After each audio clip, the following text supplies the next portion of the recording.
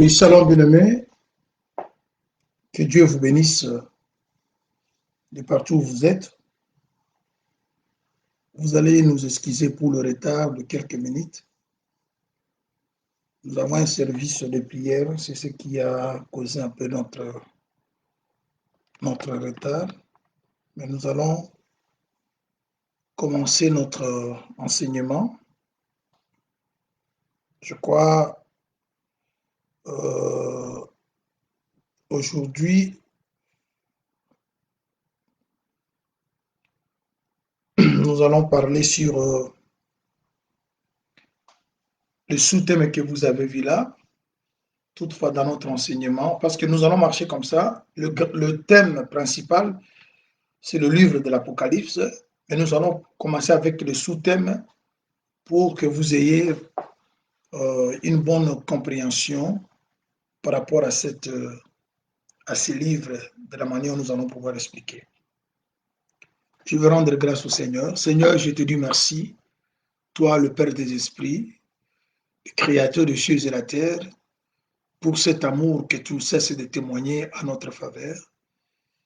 Aujourd'hui, tu as accepté encore de nous réunir autour de ton nom, autour de ta table, pour que tu nous donnes à manger, que l'honneur et la gloire te reviennent. Seigneur, nous sommes venus vides et nous voulons rentrer remplis par la grâce qui sera déversée cet après-midi dans nos vases. Et nous mettons hors d'état de nuire toute puissance contraire qui pourra s'élever contre ces moments que tes saints se sont réunis autour de ta table. Que tu règnes en roi et en maître absolu et pouvoir nous édifier comme tu as l'habitude de le faire. Je sais qu'en ce net moment, beaucoup de tes serviteurs, Seigneur, ils sont occupés à faire le même exercice. Seigneur, assiste-les, sois avec eux, afin que tout ce qui pourront dire vienne de toi et que cela contribue à la bonne marche de ton Église. Au nom de Jésus-Christ, nous t'avons ainsi prié. Amen. Nous allons aujourd'hui lire une écriture dans le livre d'Apocalypse, chapitre 1er, le verset 1er au 6e. C'est là-bas que nous allons pouvoir nous entretenir avec vous. Parce que la promesse qu'on a faite est celle de partager tous ces livres du premier chapitre au dernier chapitre. Mais vous allez comprendre, quand nous allons commencer à avancer, il y aura des sujets, des points importants que nous allons commencer à toucher l'un après l'autre pour que nous puissions expliquer d'une manière détaillée ces livres de l'Apocalypse.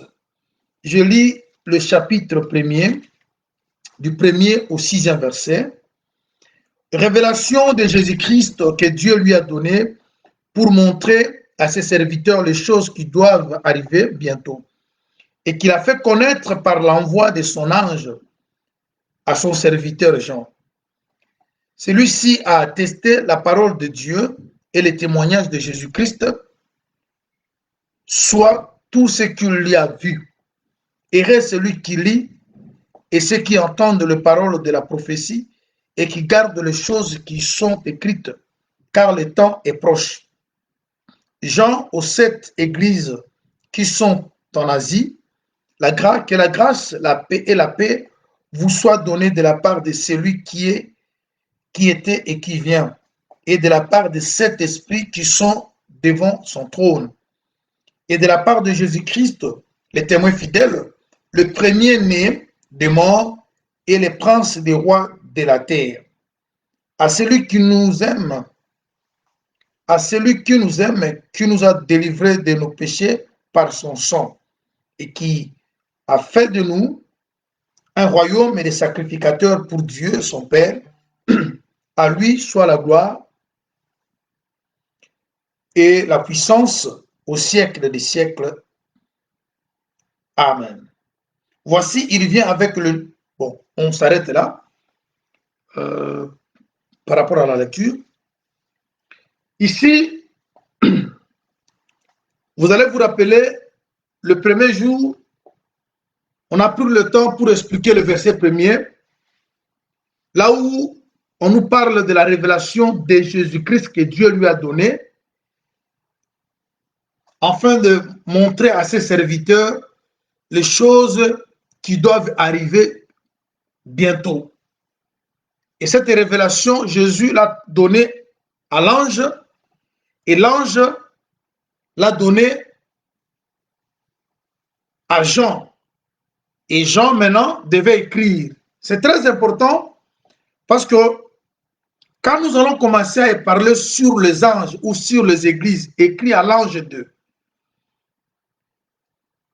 cette histoire que nous venons d'expliquer depuis le début, ça va nous aider. Parce qu'il y a ceux qui disent qu'on écrivait à Jésus. Il faut faire attention.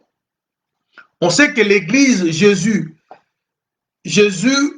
il est Dieu. Jésus, il est l'ange. Jésus, il est homme. Jésus, il est église. Ça, on le sait. Mais il faut qu'on sache aussi comprendre les pensées dans chaque contexte. Qu'est-ce que le Seigneur voulait dire avant que nous prenions, parce que quand nous enseignons, il y a la révélation, il y a la connaissance, mais il y a la prophétie et la doctrine. C'est-à-dire, prophétie et doctrine, vous ne pouvez pas ajouter, vous ne pouvez pas retrancher. Mais la connaissance ou la révélation, une écriture qui est dans la prophétie, Dieu peut t'ouvrir l'œil pour que tu puisses prendre la même écriture et la présenter quant à la prophétie. Là, vous allez ajouter d'autres connaissances. Mais quant à la prophétie, l'écriture reste la même. Et c'est comme ça avec la doctrine. La révélation et la connaissance, là, il y a un peu de différence. Il y a des choses, d'autres choses que moi, je peux connaître moins quant à la révélation. Et cette même écriture, un autre ministre peut avoir la connaissance de beaucoup de choses autour de cette même écriture. Ça, c'est dans la révélation. Alors, mais ici, qu'est-ce que nous voulons dire? Nous voulons dire quelque chose, comme nous avons écrit là le sous-thème, les heureux. Pourquoi nous avons mis le sous-thème heureux? Parce que dans notre lecture que nous venons de faire, l'écrivain, il dit, heureux celui qui lit et ceux qui attendent les paroles de cette prophétie et qui gardent les choses qui sont écrites. Et c'est là où nous allons pouvoir expliquer ou parler dans notre enseignement d'aujourd'hui. Mais n'oubliez pas, parce qu'il s'agit de la révélation, parce que l'Apocalypse, comme nous avons expliqué l'autre fois, ne veut dire simplement révélation. Et vous avez vu comment nous avons marché avant-hier. On avait dit ceci, on ne peut pas parler de la révélation si on ne parle pas d'abord du mystère. Quand nous parlons du mystère, on veut simplement parler des choses qui sont cachées. Vous voyez? Vous allez m'excuser, je dois faire que... Un instant. En même temps que nous parlons, nous voulons... OK.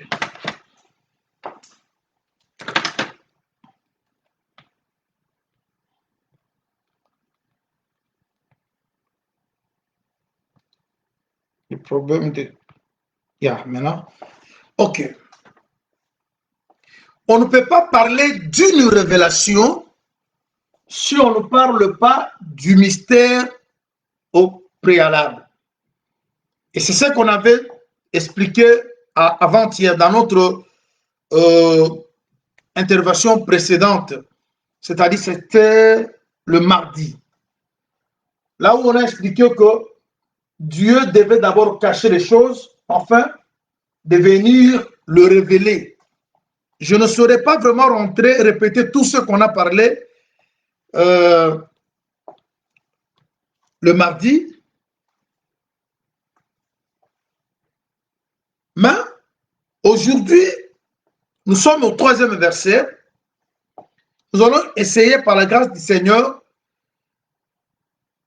de parler autour du 3e verset. Bien que nous avons lu jusqu'au verset 6, mais le verset qui nous a plus intéressé par rapport à notre intervention d'aujourd'hui, c'est le verset 3. L'écrivain dit, il s'adresse à la personne qui fait la lecture et il s'adresse aussi à ceux qui écoutent la lecture. Il a dit, heureux celui qui lit, heureux ceux qui entendent. Mais il n'a pas seulement dit celui qui attend, il a dit celui qui garde aussi. Parce que quand vous entendez et que vous ne gardez pas, vous n'avez rien fait. On attend et on garde. Mais pour que vous entendiez, il faut qu'il y ait quelqu'un qui puisse lire. Il y a une personne qui lit, mais il y a plusieurs personnes qui entendent. Je crois que c'est ça. Il a dit, heureux celui qui lit. Et ceux qui attendent. Alors, vous allez vous rappeler, dans ce qu'on a expliqué le mardi, on a fait comprendre au peuple de Dieu. Dieu, en créant le monde, il avait caché les choses. Parce que le verset chapitre 25 du livre des Proverbes nous a dit que la gloire de Dieu, c'est de cacher les choses. Et la gloire du roi, c'est de sonder les choses que Dieu a cachées. Voilà comment nous étions partis chercher comment Dieu cache et où Dieu cache les choses. Et c'est ainsi qu'on avait trouvé que Dieu, il a d'abord caché les choses dans la nature, dans la création. Nous sommes marchés dans les Écritures. On a pris Matthieu 13, 34 au 35e, où le Seigneur dit qu'il va ouvrir sa bouche pour publier les choses, parler en parabole, afin de publier les choses que Dieu a cachées depuis la création du monde. On comprend que les choses qui étaient cachées par Dieu depuis la création, attendaient que Jésus pour le publier. Avant de publier, il y avait d'abord le mystère. Dieu a caché. Mais il a commencé à cacher depuis la fondation du monde. Et quand nous sommes partis dans le livre de Colossiens, Colossiens nous dit que le mystère de tout le temps et de tous les âges. Et c'est là que nous avons fait comprendre aux enfants de Dieu que le temps a commencé à la création. Quand Dieu a commencé sa création, il a commencé à créer, c'est là où on parle du temps. Et le temps doit finir pour qu'on rentre maintenant à l'éternité. Mais dans cet espace qui est entre l'éternité et l'éternité, on appelle ça temps. C'est pour cela qu'on vous parle le temps de la fin, la dernière heure, toutes ces choses-là, nous allons expliquer. Vraiment, nous allons calmement, nous allons toucher les éléments un à un jusqu'à ce que nous allons arriver au dernier chapitre, le chapitre 22. Alors, regarde maintenant. Qu'est-ce qui a fait que l'écrivain dise à ceux qui entendent et à celui qui lit qu'ils sont heureux? On va prendre une écriture. Nous prenons Matthieu. Matthieu chapitre 13.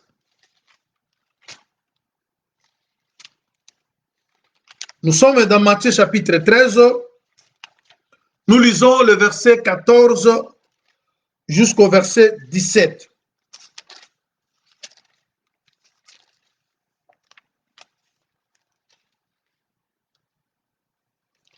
Je lis rapidement Matthieu 13, 14 au 17e. On nous dit ceci.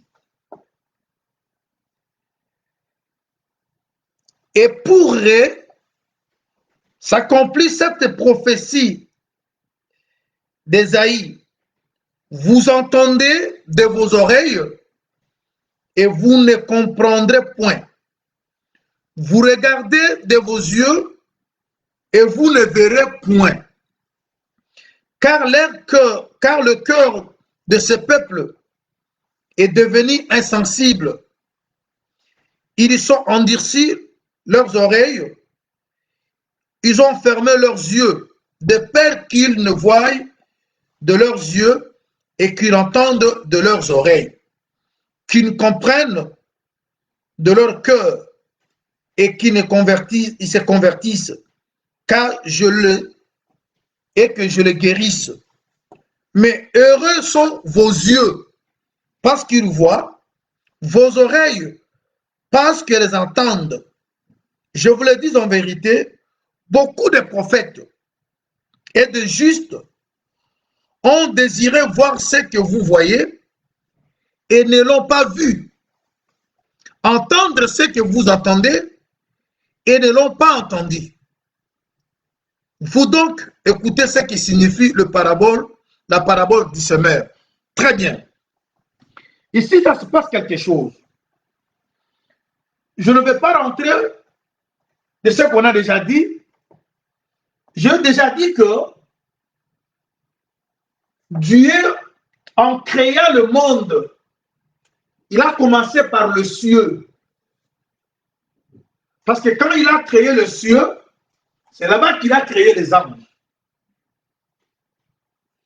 Là, Jésus est ici à l'éternité. Maintenant, quand Jésus voulait entrer dans le monde, il devait d'abord traverser le cieux. Lorsqu'il traverse le cieux, c'est là que Jésus devient égal aux anges. Parce que les anges sont aux cieux. Et Jésus, maintenant, il vient de l'éternité, il arrive aux cieux, il devient comme les anges. Mais il descend maintenant sur la terre. C'est ce qui a fait que Jésus est devenu inférieur aux anges. C'était pour un peu de temps. Quand vous lisez Hébreu, c'est parce que il était descendu sur la terre, il est devenu comme nous, semblable aux hommes. Cependant, les anges sont restés esprits et Jésus est devenu homme. Et c'est ce qui a fait que Jésus était devenu pour un petit temps inférieur aux anges. Maintenant, quand il a fini le travail qu'il était venu réaliser sur la terre, on lui donne maintenant un nom au-dessus de tout le nom. Il rentre maintenant pour se mettre sur le trône. Ce que vous devez retenir, les anges ne sont pas sur le trône. Et ils ne le seront jamais. Maintenant, quand Jésus a fini le travail, il rentre maintenant, il dépasse même le ciel, il va maintenant se placer au dernier ciel, là où est le trône de Dieu. Parce que c'est au dernier ciel qu'il y a le trône. Maintenant, en se mettant sur le trône, il devient maintenant supérieur à ces anges-là. Il était devenu inférieur pour un peu de temps parce que les anges étaient restés esprits. Jésus était devenu homme. Or, l'homme est inférieur à l'ange. Maintenant, je vous avais dit que quand nous allons finir notre voyage sur la terre et que nous allons rentrer, nous serons sur le trône. Et c'est ce qui fera que nous serons plus que les anges, parce que les anges ne seront jamais sur le trône. Mais vous, vous serez sur le trône. Jésus a dit, dans la maison de mon Père, il y a plusieurs demeures. Je vais vous préparer une. Lorsque j'aurai fini, je viendrai vous prendre, afin que là où je suis, vous serez aussi. Il dit, celui qui vaincra, là je suis dans l'Apocalypse 3, je le ferai asseoir sur mon trône, comme moi j'ai vaincu, et je me suis assis sur le trône de mon Père. Vous voyez, aucun ange va se mettre sur le trône du Père. Mais nous allons nous mettre sur le trône du Père parce que nous sommes co-héritiers de Christ. C'est-à-dire tout ce que le Seigneur Jésus hérite, nous allons l'hériter parce que nous sommes devenus des co-héritiers. Quand Jésus hérite le trône, nous aussi nous allons hériter le trône. Mais les anges n'hériteront pas le trône. Alors maintenant, quand Jésus descend sur la terre, il descend pour faire quoi? Il descend pour révéler les choses que le Père avait scellées en créant le monde.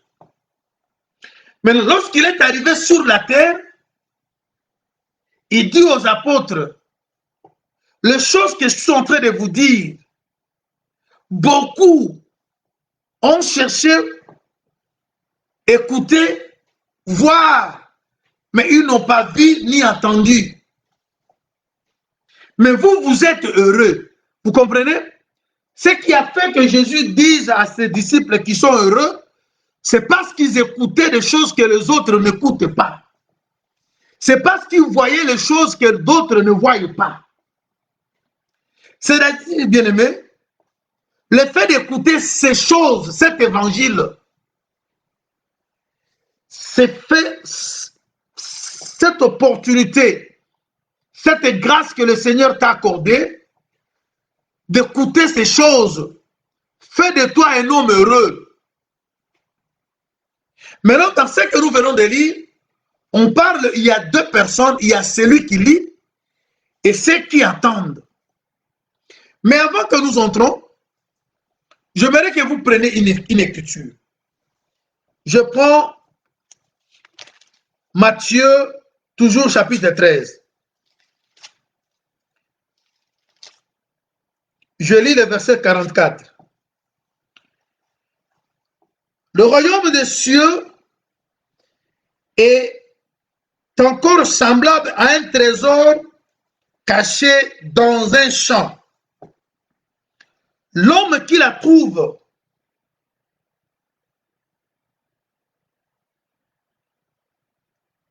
le cache et dans sa joie, il va vendre tout ce qu'il a et achète ses champs. Je suis maintenant on dit quoi? Le Seigneur compare le royaume des cieux à un trésor.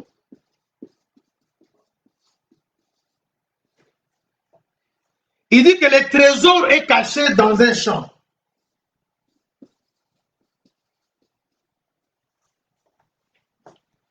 Alors, la question que nous allons nous poser, qui avait caché les trésors dans le champ? Et les champs en question représentent quoi? Et pourquoi cacher un trésor dans le champ? Et celui qui vient trouver que dans ces champs, il y a un trésor, qui est celui-là? Mais pourquoi lorsqu'il a trouvé qu'il y a un trésor, lui, il a encore caché le trésor? Il n'a pas déplacé les trésors du champ, mais il a caché les trésors. Ensuite, il va vendre tout ce qu'il a. Il revient maintenant pour acheter ses champs.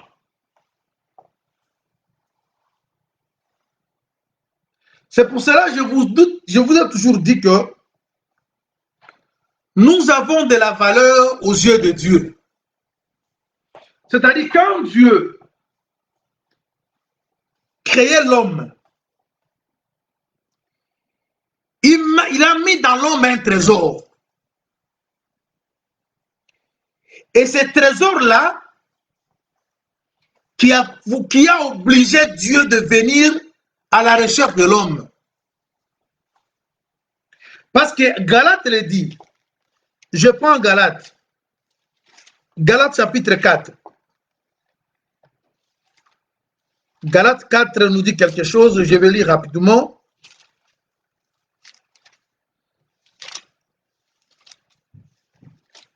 Galate chapitre 4, voilà. Le Seigneur dit, à travers son serviteur Paul, dit,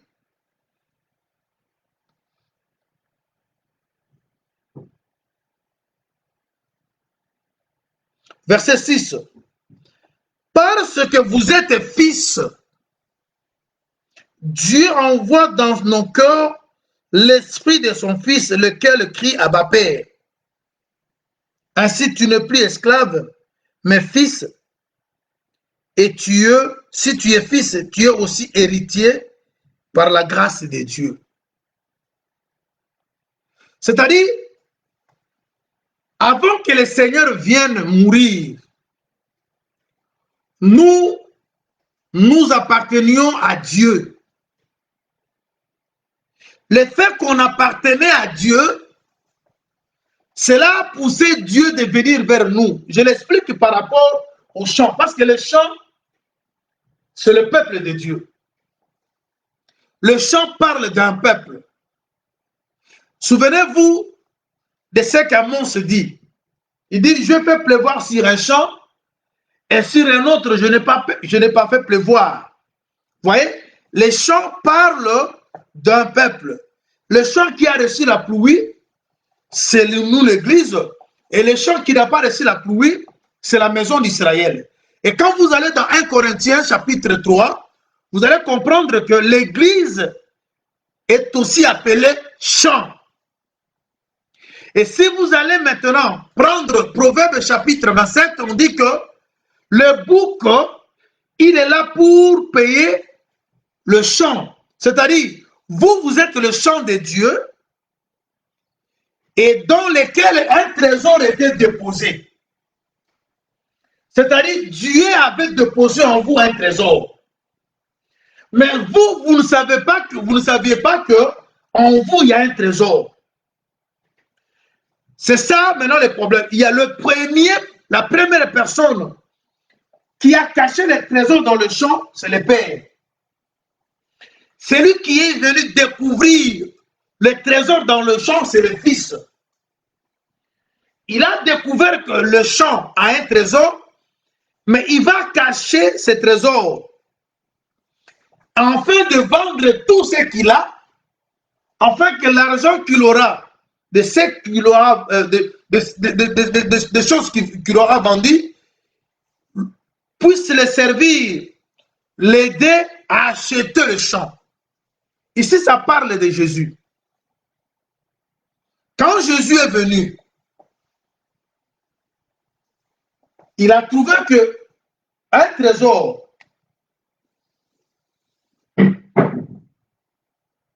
et les trésors venaient de l'éternité. Je vais lire une écriture. Vous lisez Ecclésiaste chapitre 3, verset 11. Qu'est-ce que l'écriture dit dans Ecclésiaste 3, 11? Je prends Ecclésiaste chapitre 3, je lis le verset 11. On nous dit ceci.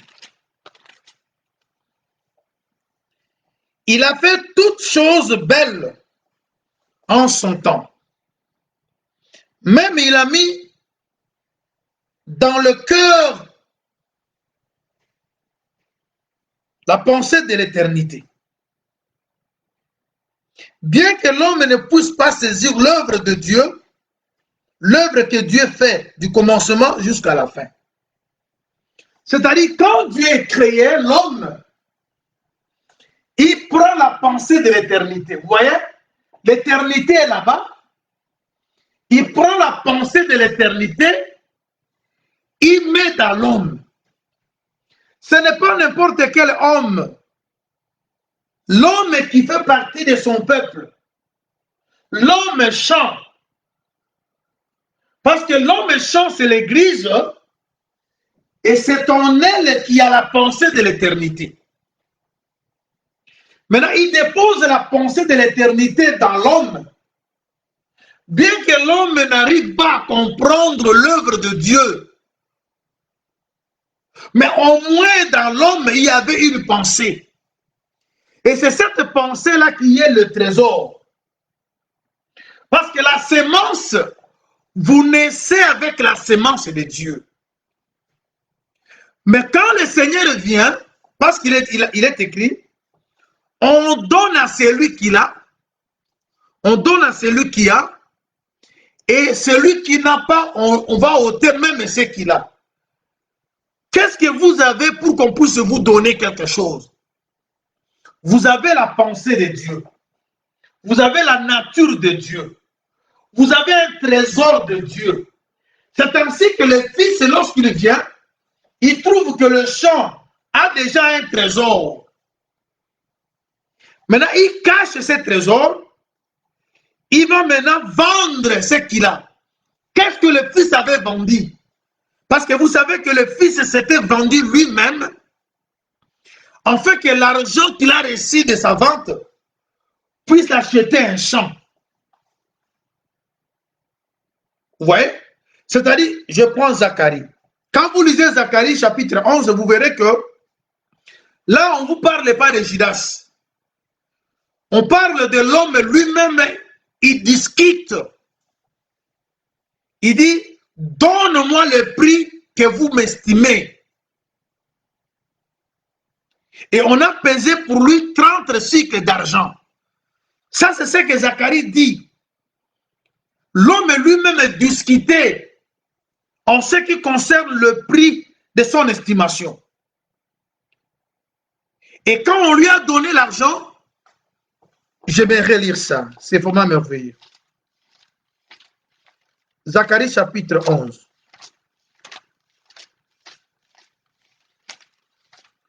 Zacharie nous dit, voilà. Zacharie 11 nous dit quoi?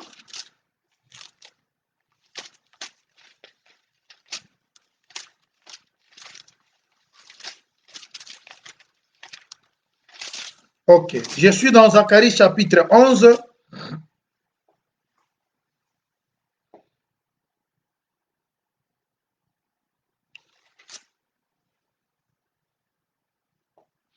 Je commence au verset 9. Il dit quoi? Et je dis, je ne vous paierai plus. Que celle qui va mourir meure, et que celle qui va périr périsse, et que celle qui reste se dévorent les unes les autres. Je pris ma houlette grasse.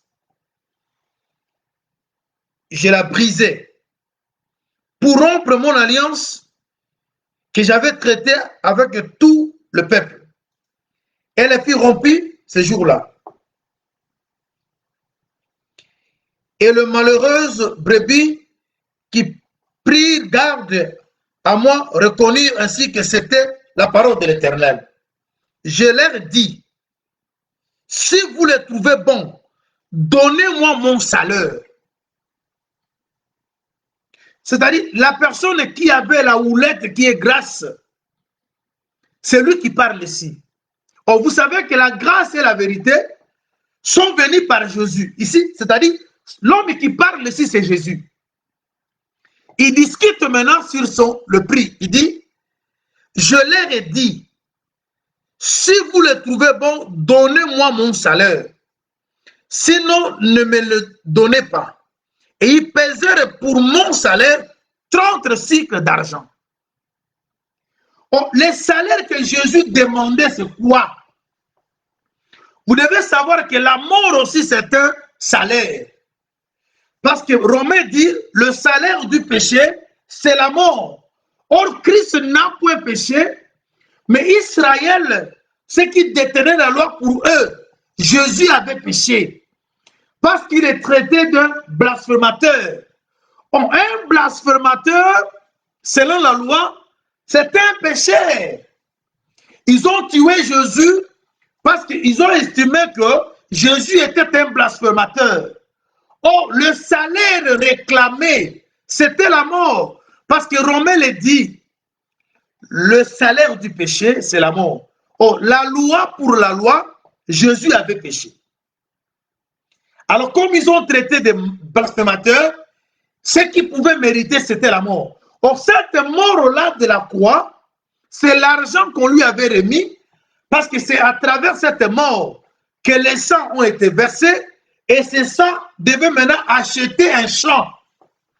Il avance dans son discours, il dit, lorsqu'ils ont pesé 30 cycles d'argent, l'Éternel me dit, ici, il dit, l'Éternel me dit, qu'est-ce que l'Éternel lui a dit? Jette-les au potier, c'est plus magnifique auquel ils m'ont estimé. Je pris les 30 cycles d'argent, je les jetai dans la maison de l'Éternel pour le potier. Et puis je brisai ma seconde houlette igno pour rompre la fraternité entre Juda et Israël. Vous voyez? C'est-à-dire, dans cette histoire ici, vous ne voyez pas Judas, vous ne voyez pas le sacrificateur, c'est Jésus lui-même qui est dans cette prophétie.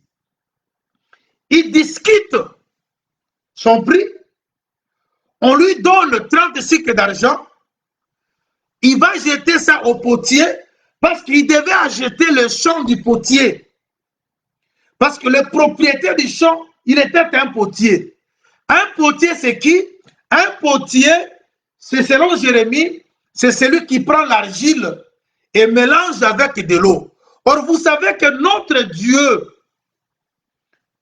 à la création, il était potier et il était jardinier. C'est-à-dire, il avait un jardin et il avait aussi son atelier. Parce que c'est lui qui a fabriqué Adam étant potier et c'est lui qui a arrosé le jardin étant jardinier. Alors, le jardin qu'on devait acheter, on devait acheter auprès du potier. Parce qu'il était à la fois potier et jardinier. Alors, nous avons vu maintenant que le jardin appartenait au potier. Oh, le jardin, c'est bien le champ que nous sommes. Nous appartenons à Dieu. Maintenant, qu'est-ce qui va se passer? Jésus, maintenant, il réclame son salaire. Le salaire, c'était bien la mort.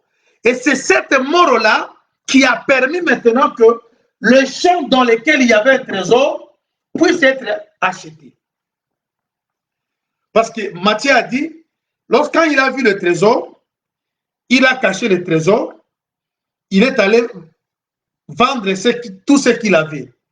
Et après avoir vendu, il revient maintenant avec cet argent pour acheter maintenant le champ dans lequel il y avait un trésor. Vous voyez, bien aimé dans le Seigneur. C'est là où nous vous amenons à comprendre que lorsque Matthieu nous parle que vous êtes heureux, c'est parce que nous arrivons à voir ou à comprendre les choses que les autres n'ont pas compris. Alors, je vous ai fait comprendre que les trésors dans le champ n'est rien d'autre que la pensée de l'éternité. Que Ecclésiaste 3:11 dit, Dieu avait mis dans l'homme la pensée de l'éternité. Mais cette pensée de l'éternité, c'est quoi? On prend une écriture. Nous prenons 1 Corinthiens.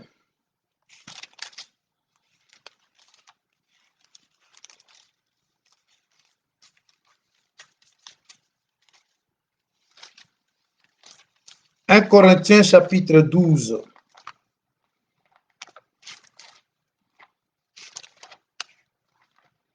« 1 Corinthiens 12, nous lisons le verset 16.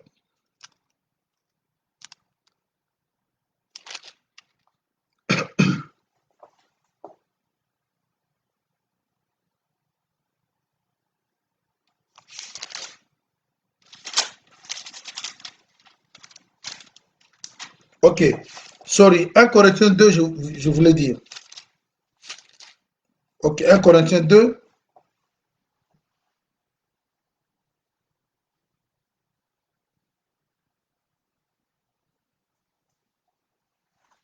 Ok, je lis à partir du verset 9e. Mais comme il est écrit, ce sont des choses que l'œil n'a point vues et l'oreille n'a point attendues et qui ne sont point montées au cœur de l'homme, des choses que Dieu a préparées pour ceux qui l'aiment. Dieu nous les a révélées par l'Esprit, car l'Esprit sonde de tout, même les profondeurs de Dieu. Qui donc parmi les hommes connaît les choses de l'homme, si ce n'est l'Esprit de l'homme qui est en lui? De même, personne ne connaît les choses de Dieu, si ce n'est l'Esprit de Christ. Or, nous n'avons pas reçu l'Esprit du monde, mais l'Esprit qui vient de Dieu, afin que nous connaissions les choses que Dieu nous a données par sa grâce. Et nous en parlons non avec des discours qu'enseigne la sagesse humaine, mais avec ce qu'enseigne l'Esprit, employant un langage spirituel pour les choses spirituelles.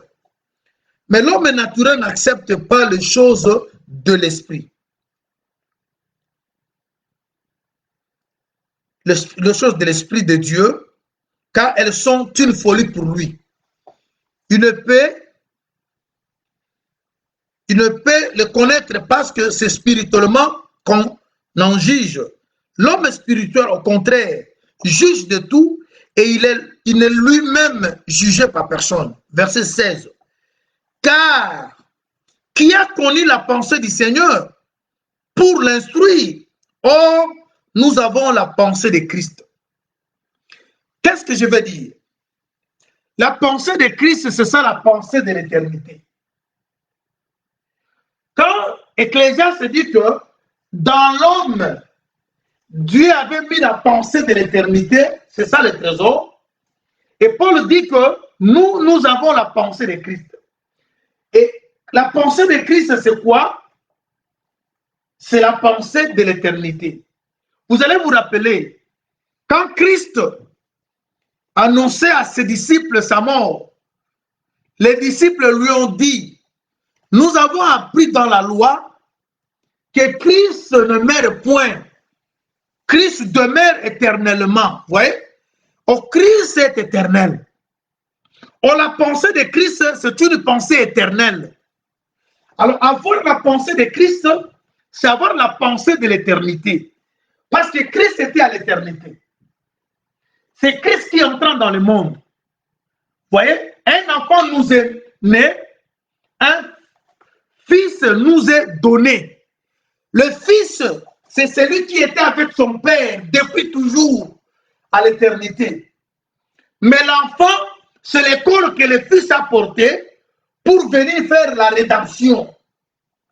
Maintenant, quand le Christ entre dans le monde d'après Hébreux 10, 5, il était esprit, il est éternel, il ne meurt point. Et c'est celui-là qu'Israël attendait. Israël attendait le Messie, le oint. Mais quand le oint est venu, le oint a pris un corps. Et c'est ce qui a compliqué Israël. Maintenant, il leur dit que il faut que je meure. Et vont le reprendre. Non, tu ne mourras pas parce que nous avons appris dans la loi que Christ ne meurt point. Christ demeure éternellement. C'est-à-dire la pensée de l'éternité, c'est la pensée de Christ. Alors maintenant, cette pensée-là, on dit qu'un homme naturel ne peut pas comprendre ça. Alors regarde maintenant. Le frère Paul dit, nous prêchons les choses que l'œil n'a point vues, l'oreille n'a point entendu, et les choses qui ne sont pas montées au cœur de l'homme. Ici, il y a trois choses. Nous avons l'œil, nous avons oreille, et nous avons le cœur.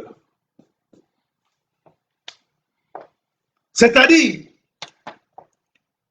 les choses que prêchaient les apôtres sont les choses que l'œil n'a point vues. Or, dire que l'œil n'a point vu, c'est-à-dire, il fut à un moment donné, ces choses en question étaient un mystère. Ces choses furent cachées. Et quand une chose est cachée, on ne saura pas le voir. C'est ainsi Jésus dit, errez sont vos yeux, parce qu'ils voient les choses que beaucoup ont désiré voir. C'est-à-dire, au cours des âges, les gens voulaient voir, voulaient comprendre, mais la compréhension ne leur a pas été accordée parce que l'homme qui avait la clé de la révélation ne s'était pas encore pointé. Mais lorsqu'il est venu maintenant, il a ouvert, mais il n'a pas aussi ouvert à tout le monde. Il a seulement ouvert à ceux qui sont bien-aimés. C'est pour cela, vous voyez, même au jour d'aujourd'hui, ce n'est pas que tout le monde, c'est pas tout le monde qui va croire à ce que nous vous enseignons. Pour croire à ces choses, il faut que vous soyez la personne dans laquelle le trésor était déjà déposé. Parce que c'est pour vous qu'on est venu acheter. On achète quelque chose si vous voyez l'utilité, l'importance, la valeur qu'a la chose. Et si Dieu nous a achetés, c'est parce que nous avons de la valeur. Mais cette valeur-là qu'il avait mise, c'est lui-même parce qu'il avait déposé un trésor. Et le trésor, c'est bien sa pensée de l'éternité. C'est pour cela que vous allez comprendre que nous allons rentrer à l'éternité parce que nous y étions. Vous ne rentrerez pas à l'éternité si vous n'avez pas été. Et ce qui justifie que vous étiez à l'éternité, c'est la pensée de l'éternité qui est en vous. Et quand la parole est prêchée, ça ne vous complique pas. Vous avez la facilité de comprendre la chose qu'on vous a enseignée à l'éternité. Parce qu'ici, c'est la terre, nous ne faisons que la répétition de ce qu'on a déjà écouté quelque part. Alors maintenant, je vais parler de ces trois choses. Œil, oreille et cœur. On dit heureux celui qui lit. Or, celui qui lit, il doit nécessairement avoir l'œil ouvert. Parce que quand vous n'avez pas un œil ouvert, vous ne saurez pas lire. Bien que vous lisez avec la bouche, mais c'est les yeux qui voient pour que la bouche parle. Il y a une personne qui lit, mais il y a plusieurs qui entendent C'est ce que Apocalypse dit, heureux celui qui lit. Nous prenons une écriture. Ésaïe. Ésaïe chapitre 29. Ésaïe 29. Ésaïe 29. Nous commençons au verset 10. Regarde ce qui est écrit ici.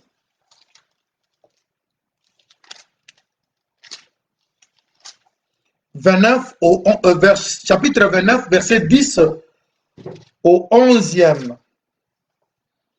On dit quoi? Car l'Éternel a répandu sur vous un esprit d'assoupissement. Il a fermé vos yeux, les prophètes. Il a voilé vos têtes, le voyant. Toute la révélation est pour vous. Comme le mot d'un livre cacheté que l'on donne à un homme qui sait lire en disant « lis donc cela » et qui répond « je ne le puis quand il est cacheté ».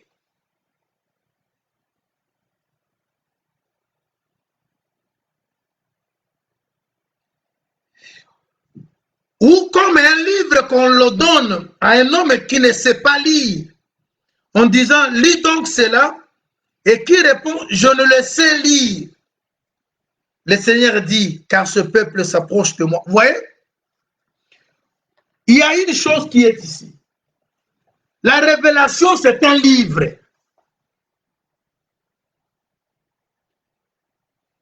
Qu'on donne à quelqu'un de lire. Mais l'homme ne peut pas lire. Pourquoi? Parce qu'au verset 10, on a dit que Dieu a fermé leurs yeux, Dieu a voilé leur tête. Parce qu'un prophète, c'est l'œil, c'est un voyant. Et nous parlons de la parole prophétique. Rappelez-vous des Proverbes 25, 2, quand Dieu cache, ce sont les rois qui doivent sonder. Mais déjà, vous savez qu'on a déjà effectué une démarche où nous sommes arrivés au point de comprendre que Dieu a pris les choses qui étaient dans la nature, il les a mises dans un livre. Alors maintenant, il faut que le roi lise le livre, mais pour lire, il faut que l'œil soit ouvert. On a donné à deux hommes. Celui qui sait lire, il a dit, je ne sais pas. Il donne la raison, il dit que parce que le livre est cacheté. Dire que le livre est cacheté, le livre est scellé. C'est la raison pour laquelle quand Jean a vu le livre qui était écrit en dedans comme en dehors, mais le livre était scellé de 7 sceaux. Et personne ne pouvait lire un tel livre parce que le livre est cacheté. Ouais. Alors maintenant, celui qui lit le livre, c'est un heureux. Or, pour lire le livre, il faut que le livre soit au préalable délié.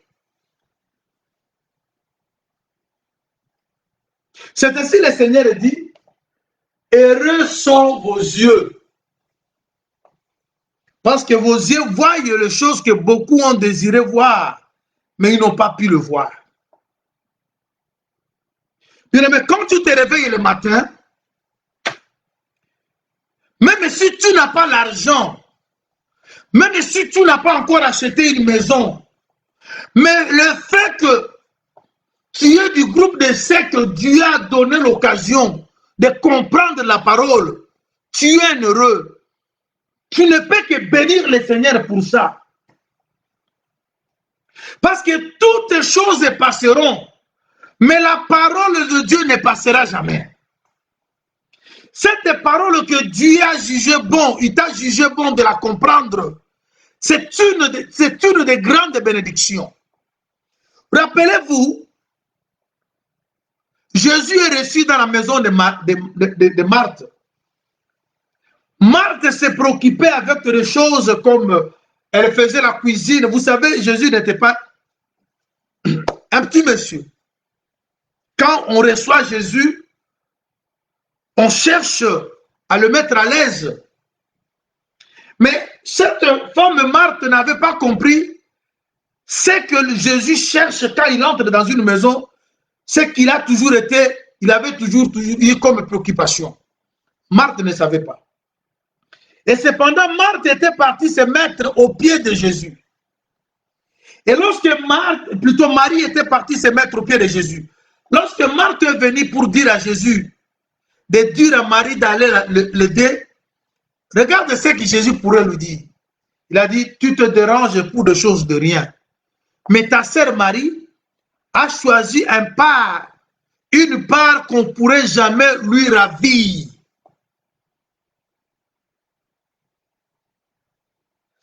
Bien-aimés dans le Seigneur, nous avons besoin de voitures, oui. Nous avons besoin de mariages, oui. Nous avons besoin des enfants, d'accord. Nous voulons que nos affaires, nos business progressent, d'accord. Mais ce n'est pas ça qui a amené Jésus à mourir à la croix.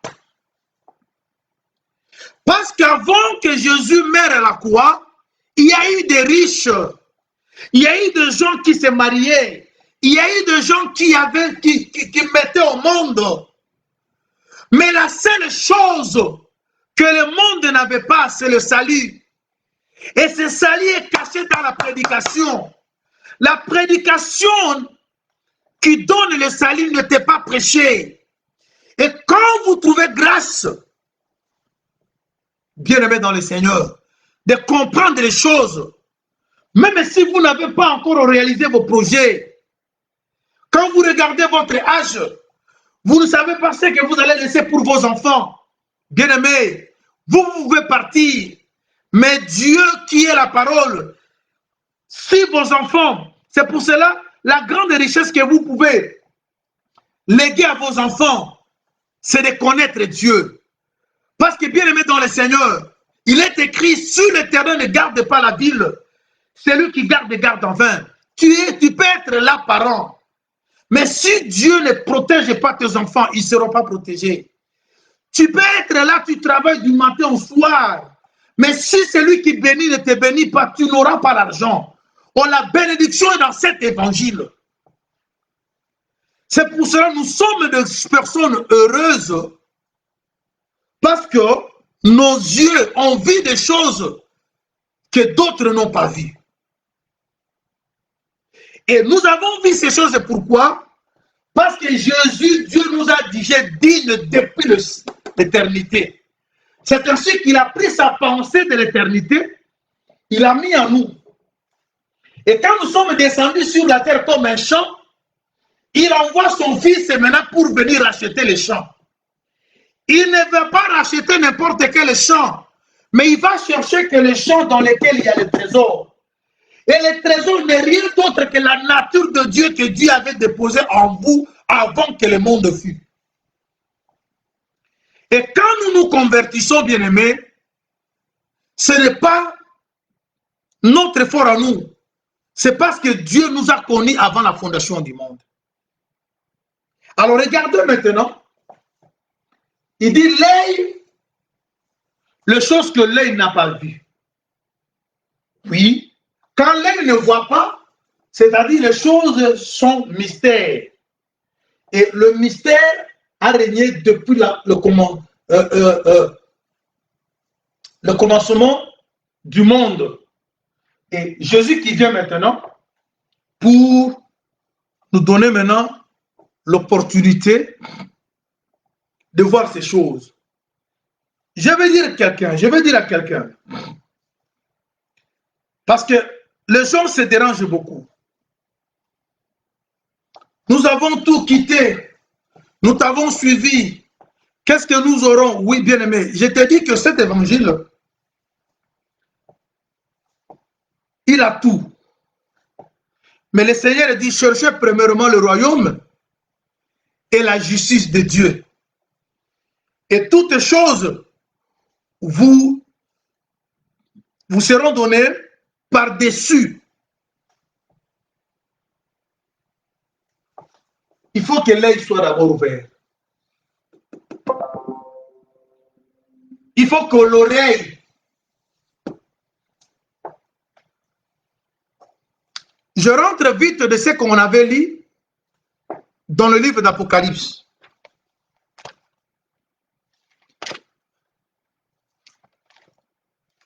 Le verset 3e, chapitre 1.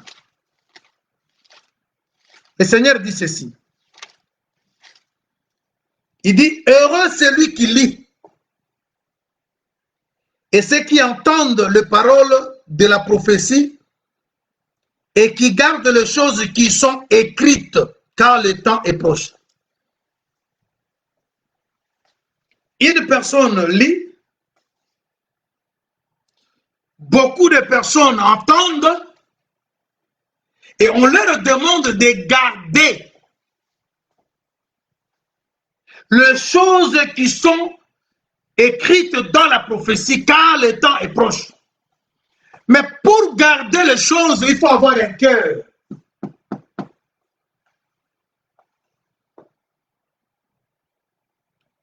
Parce que vous voyez, vous entendez, parce que quand la parole est prêchée, c'est le cœur qui est le dépôt. C'est le cœur qui garde la parole pour que l'homme mette en pratique. C'est ainsi que le frère Jacques pourrait nous dire, ne vous bornez pas seulement à écouter, mais mettez en pratique la parole de Dieu. Quand vous voyez et que vous lisez, là, c'est le rôle du ministère. Parce que c'est le ministère qui lit.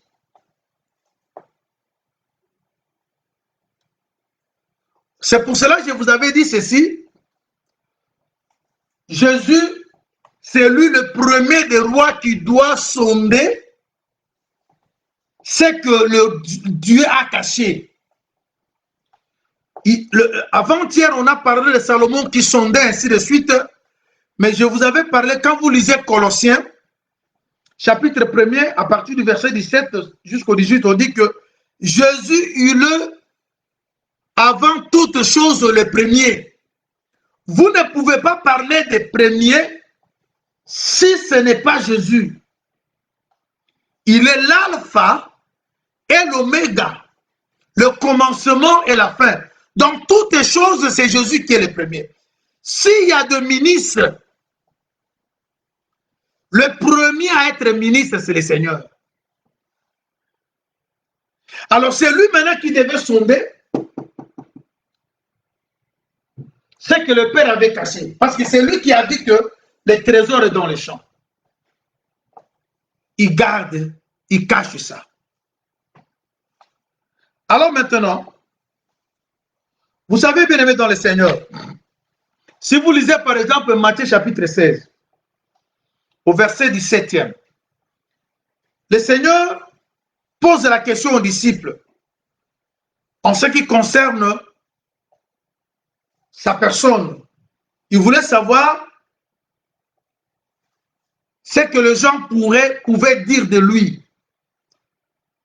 Les disciples, ils ont répondu qu'ils disent que tu es Jean-Baptiste, Élie, Jérémie ou l'un des prophètes. Il leur demande encore, alors vous, que dites-vous que je suis? C'est Pierre qui va répondre que tu es le Christ, tu es le oint, le Fils du Dieu vivant. Vous savez ce que Jésus va lui dire? Il a dit, tu es heureux. Oui. Il a dit, tu es heureux Pierre. Tu es Pierre et tu es heureux. Parce que les choses que tu viens de dire, ce n'est pas la chair et le sang qui t'ont révélé. C'est mon Père. C'est-à-dire quand le Père vous donne la capacité de comprendre les choses cachées, ça fait de vous des personnes heureuses. Même si vous n'avez pas un morceau de terrain quelque part, si vous n'avez pas encore acheté une parcelle au pays, si vous n'avez pas encore acheté les immeubles, mais le fait d'avoir la connaissance des choses éternelles, dis-toi que tu es heureux. Et cette connaissance marche avec une promesse. Quand vous allez chercher le royaume et sa justice, toutes les choses vont vous suivre. Maintenant, pour que le cœur garde les choses garde les choses qu'il a entendues, le cœur doit être travaillé. Vous savez pourquoi le Seigneur promet à Israël que je vais ôter le cœur de pierre pour vous donner le cœur de la chair? Le cœur de la chair, c'est un cœur sensible à la parole de Dieu. Un cœur qui sait se conformer à la parole. Parce que le cœur de pierre, c'est l'incrédulité. On a beaucoup d'incrédules dans nos églises. On a beaucoup d'incrédules parmi les pasteurs.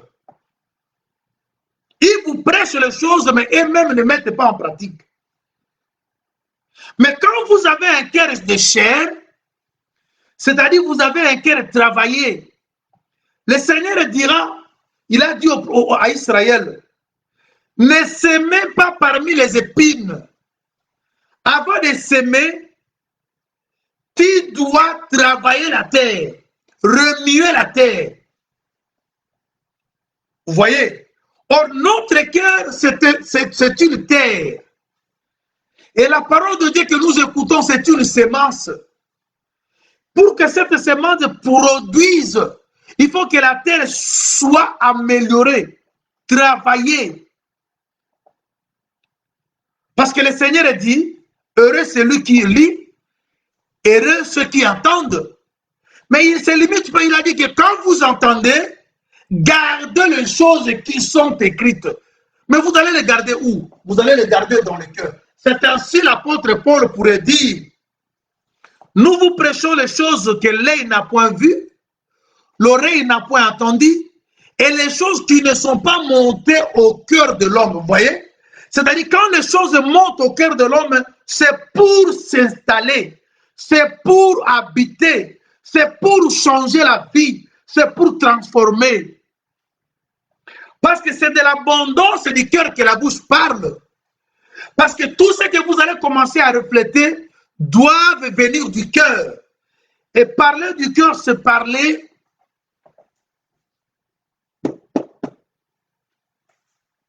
là où réside la sémence. Alors, le Seigneur nous révèle des choses pour que cela devienne une vie. Vous avez vu le frère Paul? Qu'est-ce que le frère Paul dit? Dans 2 Rois, 2 Corinthiens plutôt, dans le chapitre 4, il dit, nous portons ces trésors dans des vases de terre. Vous voyez? Les trésors portés dans les vases de terre. Mais nous sommes des vases de terre, mais qui doivent porter quelque chose. Et ce que nous portons dans notre vase, c'est un trésor. On ne parle pas des habits. Parce qu'aujourd'hui, les gens se préoccupent des habits, porter les habits. On nous dit de porter Jésus. Mais notre corps, c'est un vase de terre qui doit porter un trésor. Et tout à l'heure, je viens de vous expliquer, le trésor n'est rien d'autre que la pensée de l'éternité. Or, la pensée de l'éternité n'est que la pensée de Christ. Et la pensée de Christ, c'est sa parole. ce que les gens ont cherché au jour d'autrefois. Voilà, bien aimés dans le Seigneur. Aujourd'hui, je vous amène petit à petit. Mais vous savez pourquoi le livre que j'ai envie était scellé de 7 sceaux.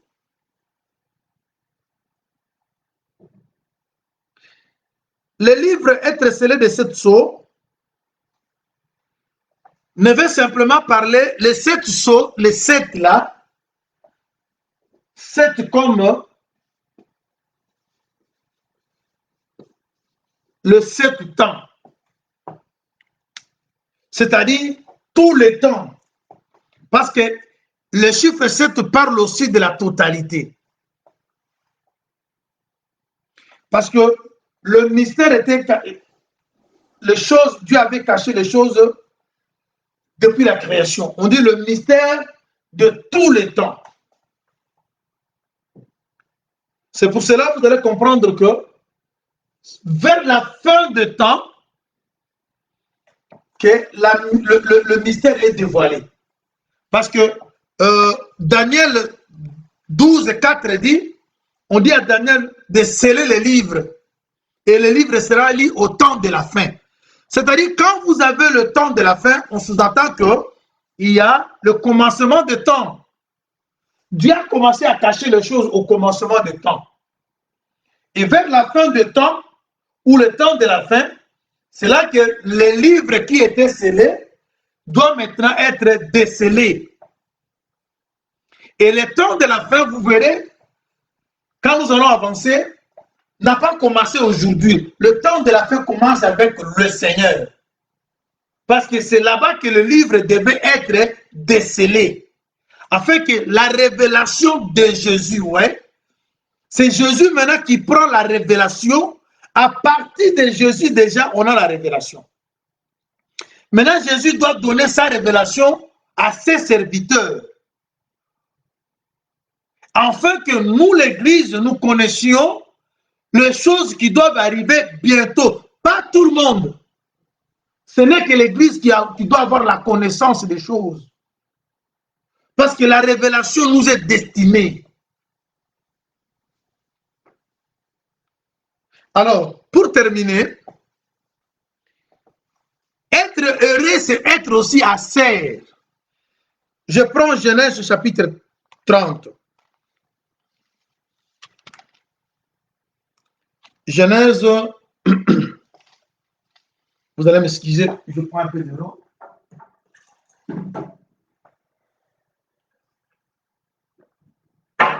Genèse 30. Lorsqu'Aser fut né, je suis au verset 13. Léa dit, commençons au verset 11. Léa dit, quel bonheur! Elle appela du nom de Gad. Zilpa, servante de Léa, enfanta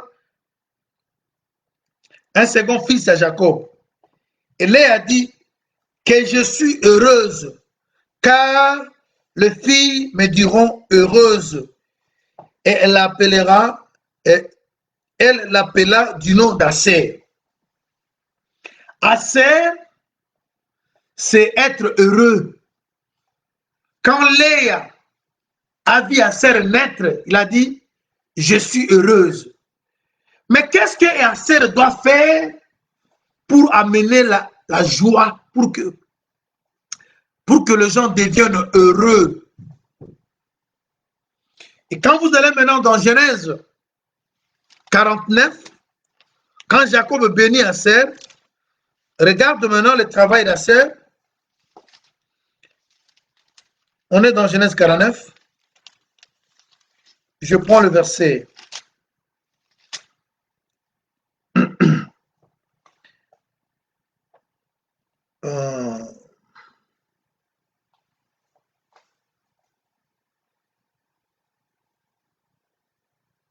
Verset 20.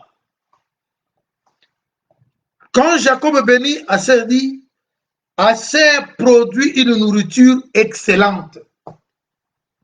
il fournit le mets délicat de roi. Assur, c'est un cuisinier. Mais il ne cuisine pas n'importe quoi. Une nourriture excellente. Et c'est cet évangile. Jésus a dit, il faut que vous mangez ma chair et que vous buviez mon sang. Vous voyez, le véritable Assur, c'est Jésus qui doit donner la nourriture de roi au peuple. Parce qu'il devait sonder ce que Dieu avait caché étant roi. Maintenant, il donne ça au peuple. Il nous donne la nourriture excellente. Et c'est cette nourriture maintenant qui nous donne la force. Voilà, bien-aimés dans le Seigneur, vous êtes heureux. Mais pour que votre joie soit parfaite, il faut que vous ayez des gens qui savent lire. Parce que celui qui lit, il est un seul. À la première position, c'est Jésus qui lit. Mais à la deuxième position, ce sont les ministres. Parce que nous œuvrons, nous faisons l'œuvre avec Jésus. C'est-à-dire, nous, le Seigneur a pris ce qui était en lui, il a déposé dans chacun des ministres pour que nous soyons des combles. Afin que nous ayons aussi l'œil ouvert, pour voir. Quand nous lisons l'Écriture, nous ne lisons pas le français, nous ne lisons pas l'anglais, parce que nous lisons l'Écriture qui est à l'intérieur. Et c'est ainsi que l'œil doit être ouvert pour voir l'Écriture, et la bouche maintenant doit parler afin que le peuple entende avec les oreilles qui sont circoncises. Maintenant, quand les oreilles sont circoncises, ça va permettre à ce que le cœur garde. Parce qu'il est écrit, garde ton cœur plus que toutes les choses. Parce que c'est de l'abondance du cœur que la bouche parle. Dire l'abondance du cœur, la bouche parle, veut simplement dire que la vie que tu vas manifester doit venir de l'intérieur. Or, l'intérieur doit recevoir quelque chose. Et ce que tu dois recevoir dans ton intérieur, c'est le trésor. Vous êtes un vase de terre et la parole de Dieu, c'est un trésor qui doit être posé en toi. Mais cette parole, ce n'est pas n'importe quelle parole. C'est la parole éternelle, parce que c'est une pensée éternelle. C'est l'Esprit de Christ. Et là où il y a l'Esprit du Seigneur, c'est là où il y a la liberté. Il n'y a plus de condamnation pour ceux qui sont à Christ. Bien-aimés, l'évangile que je vous annonce, cet évangile délivre. Cet évangile donne à l'homme la supériorité sur les nations. Cet évangile donne à l'homme le pouvoir de posséder, de régner, de dominer. Parce que lorsque la parole est venue sur la terre, nous avons contemplé la gloire qui accompagnait cette parole. La parole a habité parmi nous, plein de grâce. Et si cette parole habite ta vie, les choses qui accompagnaient la vie du Seigneur t'accompagneront. Les choses qui accompagnaient les apôtres t'accompagneront. Mais le problème est que tu écoutes et tu gardes. Garder, c'est vivre, c'est pratiquer.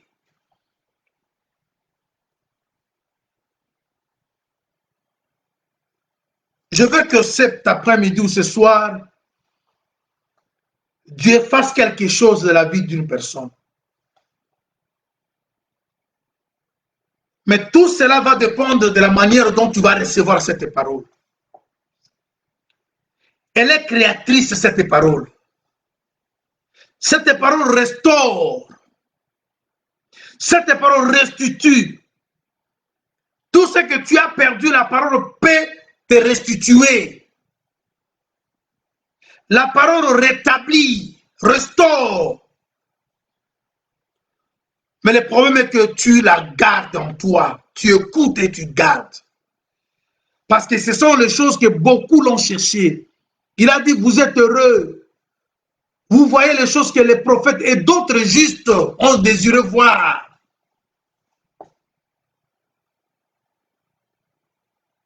Bien-aimés, je vous dis, vous êtes là dans vos maisons, mais la révélation vous arrive jusque dans vos maisons. Il y a des gens qui sont partis faire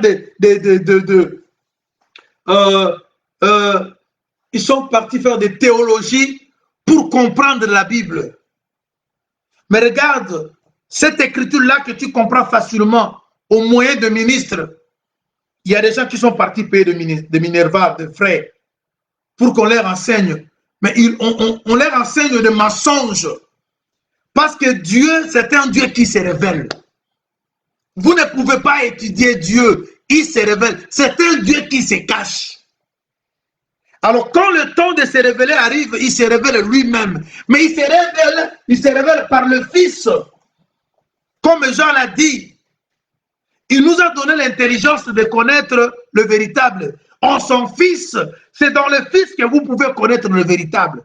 Parce que tout lui a été donné.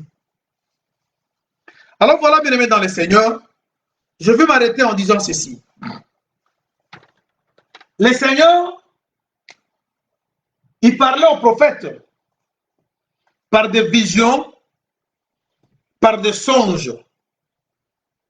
Et c'est comme ça que, dans les visions que Dieu donnait aux prophètes, il leur montrait pas autre chose si ce n'est que la création. Il a dit dans le livre de Nombres chapitre 12 au verset 6, il a dit que Moïse n'est pas comme tous les autres prophètes. Parce que quand Dieu parle aux prophètes, il parle dans le songe et dans les visions. Mais Moïse, il parlait avec Dieu bouche à bouche. Je vais vous dire quelque chose de très capital avant que nous mettions une virgule pour aujourd'hui. Alors Moïse aussi,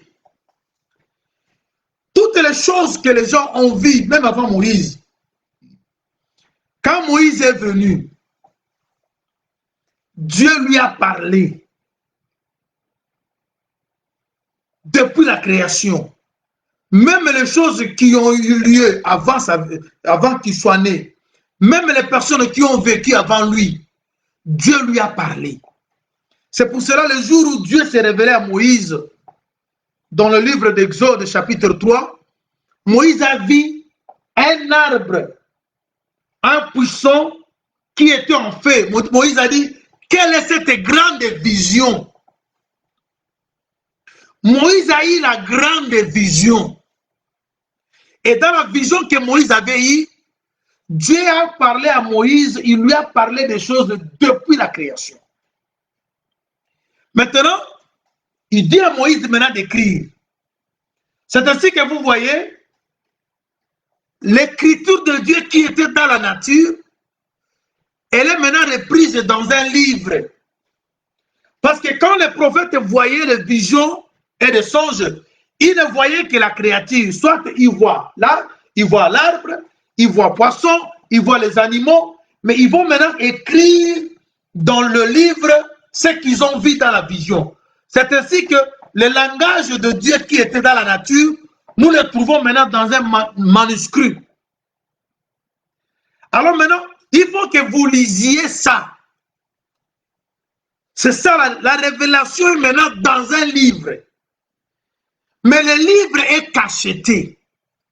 Le livre est scellé. Il faut que l'homme qui doit lire ait l'œil ouvert. Et l'homme en question, c'est Jésus qui lit. Et nous, l'Église, nous sommes plusieurs, mais nous formons un seul corps. Nous attendons. L'homme en question, c'est le ministre.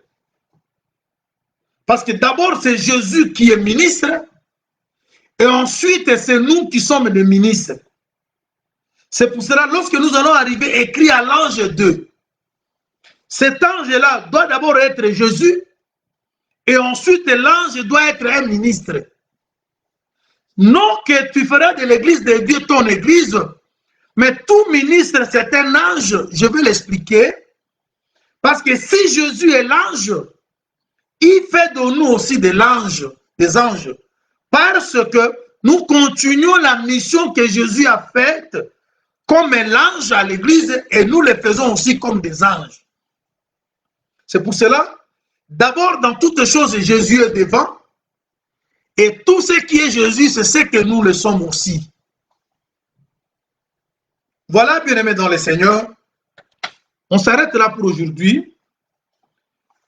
Sois heureux. Ma sœur, sois heureuse. Je sais que tu as des problèmes. Tu n'as pas de papiers, mais tu as l'évangile.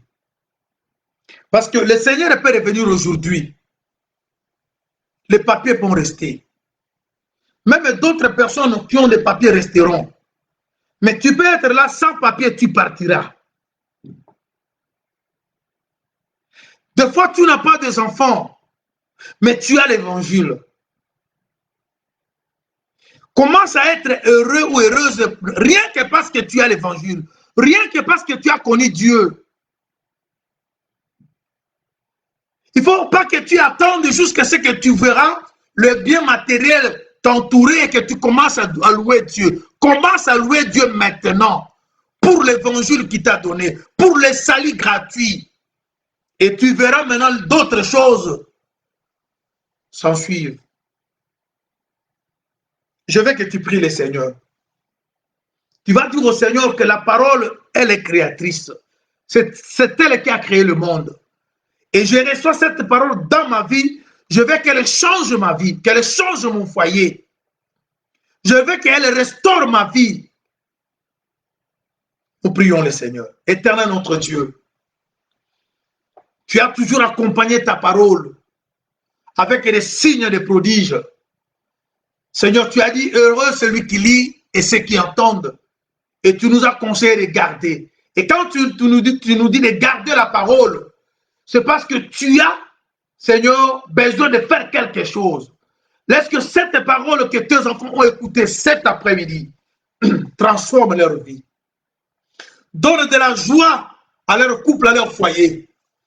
Seigneur, pour ceux qui ne mettent pas au monde, que cette parole opère de miracles, qu'ils aient des enfants, Seigneur.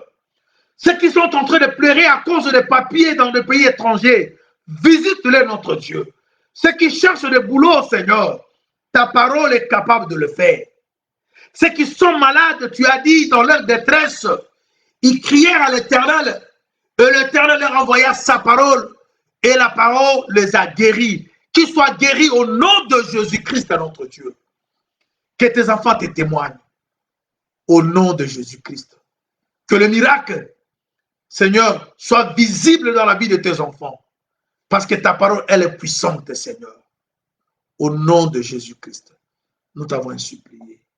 Amen. Soyez bénis, bien-aimés dans le Seigneur. On va se retrouver demain. Mais toutefois, vous verrez un petit message comme nous l'avons l'habitude de le faire pour confirmer qu'on sera en direct. Et dans le cas contraire, on sera là le samedi. Que Dieu vous protège.